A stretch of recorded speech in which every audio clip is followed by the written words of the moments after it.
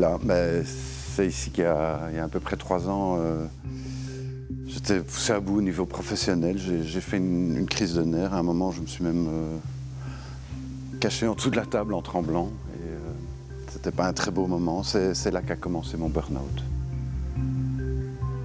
Avant ça, j'étais une boule de feu. Et je suis aujourd'hui une boule de feu, d'énergie, de jeunesse, de joie, et j'en mets partout. Mais à un moment, j'étais la mort, quoi. Et donc j'ai vécu une période épouvantable. J'ai dû aller vivre pendant 6 mois chez mes parents parce que je ne dormais plus, je ne mangeais plus, je ne me réveillais plus, je ne parlais plus à personne. Je ne savais même plus prendre un coup de téléphone. Un appel téléphonique, je pleurais. C'est ça, ça peut être ça le burn-out. Je sais que les entreprises mettent en place des choses parce qu'elles se rendent compte maintenant qu'on ne peut pas avoir tous des cinquantenaires qui tombent tous en burn-out. Avoir un cadre de travail où simplement les objectifs et les évaluations sont clairs. Qu'est-ce qui est de l'ordre de l'objectif? Qu'est-ce qui est de l'ordre de l'accessoire, du prioritaire, de la tâche? Si ça c'est clair, alors on sait fonctionner. On a des panneaux d'indication pour nous-mêmes. Mais donc, ici, il y a des gens qui ont vu ça comme waouh, il y a des gens qui l'ont vécu. Et j'ai eu aussi, sur mon Facebook, des centaines de personnes, des gens qui étaient dans la même situation, qui m'ont dit que ça leur avait redonné espoir, que maintenant ils savaient que leur vie pouvait repartir. C'est extraordinaire. Après, c'est comment on reconstruit. Et Actiris, ça a été une aide extérieure qui a été vraiment essentielle. Je savais que l'immobilier, c'était plus pour moi. J'y étais brillant. Alors après, tu dois passer à autre chose. On est dans une civilisation où plein de gens cherchent à passer à autre chose et il est important d'avoir des périodes tampons.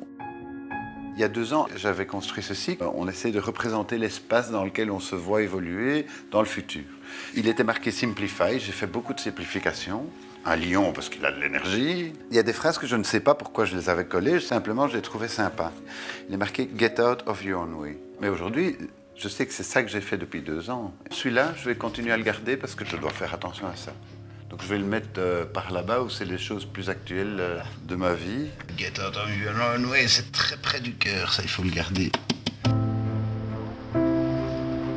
Je reconnais Mickaël depuis plus de 20 ans. Il a toujours été très créatif, très jusqu'au boutiste. On a fait plein de choses ensemble. C'est vrai qu'il a eu une période difficile, mais on a toujours été là. Hein. Oui, toi oui, moi j'étais plus très là, mais ouais, moi je téléphonais souvent, je demandais après lui, de ses nouvelles. Malgré son burn-out, malgré ses difficultés, il est quand même toujours resté, je trouve, le même. À rebondir chaque fois, à être créatif, à trouver quelque chose à faire.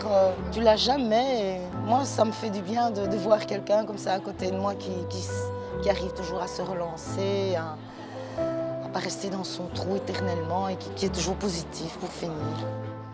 J'ai essayé de me replonger dans quelque chose qui était existentiel en moi. Je suis reparti en route. J'ai appris qu'il fallait faire des plans, mais il fallait laisser surtout beaucoup de place pour l'imprévu. Et j'ai appris que t'es pas tout seul, c'est-à-dire que t'es aussi dans un réseau de gens, une famille.